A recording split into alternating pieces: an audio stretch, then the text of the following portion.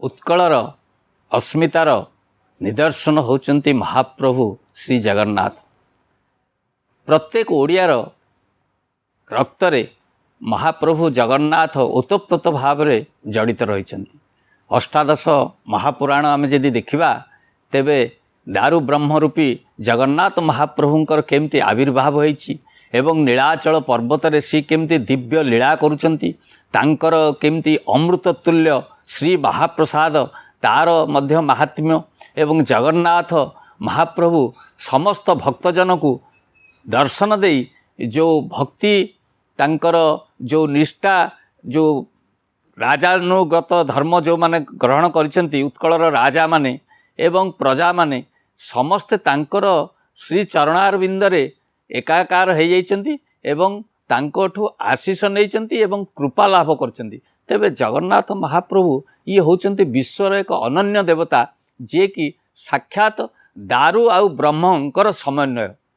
ये जो ब्रह्म एवं दारु सेथिपाई से दारु ब्रह्म होइचंती जोटा कि तांकर जो जिनसात माने वस्त्र हो पुष्प अलंकार हो जो नैवेद्य हो तांकु जेतोले नैवेद्य समर्पण हो जाउची बा लागी हो जाउची सेगुड़िक सबू महाप्रसाद हो जाउची एवं तार गोटे स्वतंत्र सुगंधी जोटा कि विश्व रे अनन्य एवं विरल। जेते देखुथिले मन न पुरई जेते पूजुथिले आत्मा शांति न होई।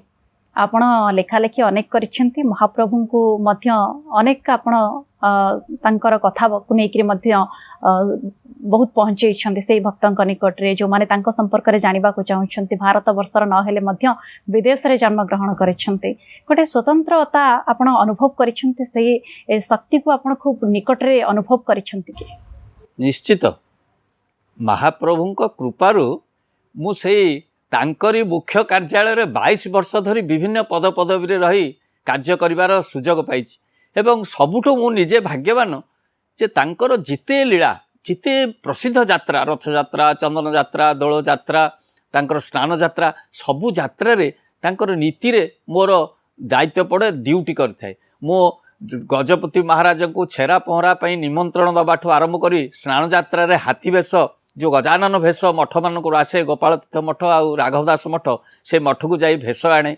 एवं ता सहित राति मध्य तांकर जो गोपनीय नीति चले जोटा कि सेनापटा लगी अन्यान्य सब जो कुसुम लगे ये सब जो हुए सेतବେଳେ मध्य मोर गोपनीय नीति रे मध्य ड्यूटी पड़े। मु तेणु महाप्रभु को अति पाखरु तांकर दिव्य लीला देखिबार सुजोग पाइछि। ये भाग्य आउ मोर अन्य कोनोसी जदि चाकरी करि थांती बा अन्य कोनोसी संस्था रे थांती एभली मते सुजोग मिली न थांता। काहेकि ना महाप्रभुंकर जो सब जानी यात्रा रही एवं गोटे यात्रा रथ यात्रा रे हमको विभिन्न प्रकार ड्यूटी रे नियोजन करा जाए। खाली नो रथ टणा रे मु रहे एवं तांकर सोलो चिता जेतବେଳେ आसीबो तांकर टाहिया जेतବେଳେ आसीबो सबुथरे रहे पहंडी रे मध्य विजय रहे रथ टणा रे रहे। ये सबू रथ यात्रा स्नान यात्रा सहित अंगांगी भाव में प्रतिटी नीति तांकर स्वतंत्र नीति जो रही से मु ड्यूटी रे रही थाए एवं महाप्रभुंकर कृपा भाविकी मु शेष पर्यंत रहे। मु तो भावुची एमिति नीति बहुल श्रीमंदिर कोठी सारा विश्व रे परिदृश्य हुए नहीं। आम जाइथिलु 70 जन सेवायत को नहीं आम उत्तर भारत दक्षिण भारतर प्राय 55 मंदिर मु जाइथिली तांकर टीम लीड करिक मु जाइथिली। प्राय 15 दिन मासे काल आम स्वतंत्र भाव में सब अनुध्यान करथिलु। मु जेते देखिली तिरुपति जाइचु वैष्णोदेवी जाइचु मीनाक्षी टेम्पल जाइचु बहुत मंदिर जाइचु उत्तर भारत हो दक्षिण भारत हो चारिआडे जाइचु किंतु हमर जो महाप्रभुंकर सहित जो गोटे नीति रही माने जेमती कि आम घरर से मुरबी जेमती राजाधिराज से सकाळु उठिला पळे संगीत शुणिक उठिबे एवं तापरे द्वार फिटला परे तांकर मंगल जगतर मंगल पई पुणी मंगल आरती होची तांको पई निश्चय पुणी से मंगल आरती रे मध्य बहु प्रकार विधि विधान रही तांकर स्नान से अवकाश जल जो स्नान से स्वतंत्र दही सर क्षीर तुलसी मरुआ कर्पूर ये विभिन्न सुगंधी द्रव्य पड़ो ता भितर से पड़ी से मंत्र स्नान रे तांको सब जो पुष्पालक सेवक माने भीतर छ महापात्र जो स्नान करती ସେ ତାକୁ ମୁଁ ଅତି ପାଖରେ ଠିଆ ହେଇକିରି ଦେଖିଛି ସେ ଯୋଉ ସବୁ ଦୃଶ୍ୟ ସେଇଥିପାଇଁ ତାଙ୍କୁ ରାଜାଧିରାଜ ବୋଲି କୁହାଯାଏ। ରାଜାଧିରାଜ ଆଉ ଅସୁମାରୀ ତାଙ୍କର ଏଇ ଲୀଳା ସେ ନିଶ୍ଚୟ, ସବୁ ନିଜେ ହିଁ ରଚନା କରିଛନ୍ତି। ନିଶ୍ଚୟ, ଆଉ ଏ ସମାଜ ତାଙ୍କରି ପରମ୍ପରାକୁ ନେଇ ସଂସ୍କୃତିକୁ ନେଇକି ଆଗକୁ ବଢୁଛନ୍ତି। ଶ୍ରୀ ଜଗନ୍ନାଥ ସଂସ୍କୃତି ଆମମାନଙ୍କୁ ବହୁତ କିଛି ଶିଖାଉଛି। ଆମେ ଆଗକୁ କେମିତି ମାନବ ଜୀବନ କେମିତି ନିର୍ଦ୍ଧାରଣ କରିବା, ଆଉ ଜୀବନର ଲକ୍ଷ୍ୟ କ'ଣ ହେବା ଉଚିତ। ଶ୍ରୀ ଜଗନ୍ନାଥ ସଂସ୍କୃତିକୁ ଛାଡ଼ିଦେଲେ ଆମେମାନେ ଶୂନ, କିଛି ନାହିଁ ଜୀବନରେ। ଯୋଉଠି ଆମେ ଦେଖିଛନ୍ତି ଯେ ଶ୍ରୀ ଜଗନ୍ନାଥ ସଂସ୍କୃତିକୁ ଆମେ ଆପଣେଇଛନ୍ତି ଆଉ ସେଇ କଥାକୁ ମାନିକି ଯଦି ଶାସ୍ତ୍ରାନୁମତେ ଆଗକୁ ବଢୁଛନ୍ତି ଜୀବନ ସମ୍ପୂର୍ଣ୍ଣ ବଦଳି ଯାଇଥାଏ। ଆପଣ ମଧ୍ୟ ସେ ଅନୁଭୂତି ଆମେ ଆଗକୁ ଆଲୋଚନା କରିବା। ଆପଣ ଏବେ କହୁଥିଲେ ଯେ ପୂର୍ବ ଭାରତଠୁ ନେଇକି ଉତ୍ତର ଭାରତ ଆପଣ ସବୁ ବୁଲିଛନ୍ତି, ଏତେ ଦିବ୍ୟ ସ୍ଥାନ ଗଲା ପରେ ଅନୁଭୂତି କ'ଣ ସମାନ ରହିଥାଏ? ଯାହା ଆପଣ ଏଇଠି ଭଗବାନଙ୍କୁ ଦେଖନ୍ତି ଆଉ ଅନୁଭବ କରନ୍ତି ସେଇଠି ମଧ୍ୟ ସମାନ, ଭିନ୍ନ ରୂପ ଭିନ୍ନ ସ୍ୱରୂପରେ ରହିଛନ୍ତି ସତ, କିନ୍ତୁ ଆପଣ ଅନୁଭବ ସମାନ ରହିଥାଏ କି? ଆମେ ରାମେଶ୍ୱର, ତିରୁପତି, ବୈଷ୍ଣୋଦେବୀ ତାଙ୍କର ଗୋଟେ ସ୍ୱତନ୍ତ୍ର ଅନୁଭୂତି ରହିଛି। କିନ୍ତୁ ମୋର ପ୍ରଶ୍ନ ଏଠି ସେଠି ଆମେ ଦେଖିଲୁ କିଛି ସେଭଳି ନୀତି ନାହିଁ ଏବଂ ସେଇଠି ତ ଲୀଳା ସରିଯାଇଛି ତାଙ୍କର ମହାପ୍ରଭୁଙ୍କର। ହଁ, କିନ୍ତୁ ଜଗନ୍ନାଥ ମହାପ୍ରଭୁଙ୍କ ପାଖରେ ଯେଉଁ ନୀତି ଚାଲିଛି, ନୀତିରୀତି ତାଙ୍କର ଯେଉଁ ବ୍ୟାପକତା, ତାଙ୍କର ଯେଉଁ ଯାତ୍ରା ମହୋତ୍ସବ ହେଉଛି ଇଏ ସମଗ୍ର ବିଶ୍ୱର ବିରଳ।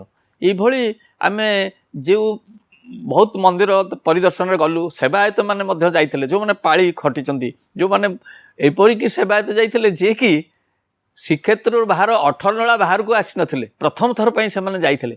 ସେମାନେ ସବୁ ଦେଖିଲେ ସେ ସବୁ ତାଙ୍କର କେମିତି ନୀତି ହେଉଛି, ତାଙ୍କର କେମିତି ଆଳତି ହେଉଛି, ତାଙ୍କର କ'ଣ ଭେଷ, ତାଙ୍କର କ'ଣ ଭୋଗ ସବୁ ଅନୁଧ୍ୟାନ କଲେ। ଶେଷକୁ ଗୋଟିଏ କଥା କହିଲେ, ଏଭଳି ଠାକୁର, ଏଭଳି ତାଙ୍କର ନୀତିରୀତି ଆଉ କେଉଁଠି ନାହିଁ। ଯେଉଁ ବ୍ୟବସ୍ଥା ଶ୍ରୀମନ୍ଦିରରେ ରହିଛି ଦେଖନ୍ତୁ, ସେଠି 4 ଜାତିର ସେବକ ସେବା କରୁଛନ୍ତି। ସେଠି ବ୍ରାହ୍ମଣ ଅଛନ୍ତି, କ୍ଷତ୍ରିୟ ଅଛନ୍ତି, ବୈଶ୍ୟ ଅଛନ୍ତି, ଶୂଦ୍ର ଅଛନ୍ତି। 4 ଜାତିର ସମସ୍ତେ। ଗୋଟେ ଶୂଦ୍ର ସେବକ ଯଦି ପାଣି ଆଣିକିରି ବିମଳାଙ୍କ କୂଅରୁ ଆଣିକିରି ଶ୍ରୀମନ୍ଦିରରେ ଯେଉଁ ଆମର ଭିତର କାଠ ପାଖରେ ଯେଉଁ କଂସ ପାହାରୀ ବା ଯେଉଁଠି ଆମର ଅଛି ଅଣସର ପିଣ୍ଡି ସେଇଠି କୁଣ୍ଡରେ ସେ ପାଣି ଦେଲେ, ସେ ପାଣିରେ ମଧ୍ୟ ତାଙ୍କର ମହାପ୍ରଭୁଙ୍କର ସ୍ନାନ ହେଉଛି। ସେଇ ପାଣିରେ ଝରିରେ ଯାଇକିରି ଗରାବଡ଼ୁ ବଢ଼ଉଛନ୍ତି ପୂଜା ପଣ୍ଡାଙ୍କୁ, ସେଥିରେ ମଧ୍ୟ ଆମର ପୂଜା ହେଉଛି। ମାନେ ଶୂଦ୍ରଟେ ଆଣୁଛି ପାଣି, କିନ୍ତୁ କ'ଣ ନା ଶୁଦ୍ଧପୂତ ଭାବରେ ସ୍ନାନ ଶୌଚ କରି ମକୁଟା ବା ତାଙ୍କର ସଫା ବସ୍ତ୍ର ପରିଧାନ କରି ସେ ଶୁଦ୍ଧପୂତ ଭାବରେ ଆସିବ, କେହି ସ୍ପର୍ଶ କରିବେନି ସେ ବିମଳାଙ୍କ କୁନ୍ଦୁରାଣୀ। ତେଣୁ ତାଙ୍କ ନୀତି ଯେଉଁଗୁଡ଼ାକ ଅଛି ସବୁ ସଂସ୍କାର ଏବଂ ସବୁ ଶୁଦ୍ଧପୂତ ଭାବରେ ହେଉଛି। ଇଏ ଆଜି ହେଉନି। ଆପଣ କହିଲେ ଯେ ଜାତି ଧର୍ମ ବର୍ଣ୍ଣ ନିର୍ବିଶେଷରେ ସମସ୍ତେ ମହାପ୍ରଭୁଙ୍କ ଆଗରେ ସମାନ, କୌଣସି ବାଛ ବିଚାର ନାହିଁ। ସେ ଦାୟିତ୍ୱ ମଧ୍ୟ ସମ୍ପନ୍ନ ଯେତେବେଳେ କରାଯାଇଥାଏ ସେବାୟତଙ୍କୁ, ସେ ସମୟରେ ଆମେ ସମସ୍ତେ ଜାଣିଛନ୍ତି ଯେ ମହାପ୍ରଭୁଙ୍କ ଆଗରେ କେହି ଉଚ୍ଚ ନିଚ ନାହାନ୍ତି। ତାର ଜ୍ୱଳନ୍ତ ଉଦାହରଣ ହେଉଛି ଆପଣଙ୍କର ଅଣସର ସମୟରେ ସେତେବେଳେ କିଏ କରନ୍ତି, ଜଣେ ବ୍ରାହ୍ମଣ ସେବକ ରହନ୍ତି ପତି ମହାପାତ୍ର, ଆଉ ଗୋଷ୍ଠୀଗତ ଭାବରେ କିଏ ରହନ୍ତି, ଶୂଦ୍ର ସେବକ ଦଇତା ମାନେ ରହନ୍ତି। ଏବଂ ତାପରେ ଅଣସର ସମୟର ଶେଷ ଆଡ଼ିକି ମଧ୍ୟ ଆଉ 2ଟି ଜଣ ମଧ୍ୟ ଶୂଦ୍ର ସେବକ ଯାଆନ୍ତି। କେଉଁମାନେ ନା ଯେଉଁମାନେ ଦତ୍ତ ମହାପାତ୍ର ବନକ ଲାଗି କରନ୍ତି, ଖଡ଼ି ଲାଗି କରନ୍ତି। ଆଉ ଗୋଟେ ଶୂଦ୍ର ସେବକ ଅଛନ୍ତି, ସେ ହେଉଛନ୍ତି ଅଣସର ଶୁଦ୍ଧ ସ୍ୱାର। ତାଙ୍କରି ଘରୁ ଯେଉଁ ଖଳି ପ୍ରସ୍ତୁତ ହେଇକରି ଆସିବ ମହାପ୍ରଭୁଙ୍କ ପାଇଁ, ଖଳି ଯେଉଁଟା ଖଳି ଲାଗି। ନିଶ୍ଚୟ ନିଶ୍ଚୟ। ତେଣୁ ଏଇସବୁ ଯେଉଁ ଝୁଣା ଓଷ ବି ତାଙ୍କ ଘରୁ ଆସେ। ତେଣୁ ଏସବୁ ଯେଉଁ କାର୍ଯ୍ୟ ହେଇଛି ୟା ଗୋଟେ ଉତ୍ତମ ସମନ୍ୱୟ। କୌଣସି ସେବା ବଡ଼ ନୁହେଁ କି କୌଣସି ସେବା ଛୋଟ ନୁହେଁ। ତେଣୁ ଏଠି ସମସ୍ତଙ୍କୁ ସମାନ ଅଧିକାର ଦିଆଯାଇଛି।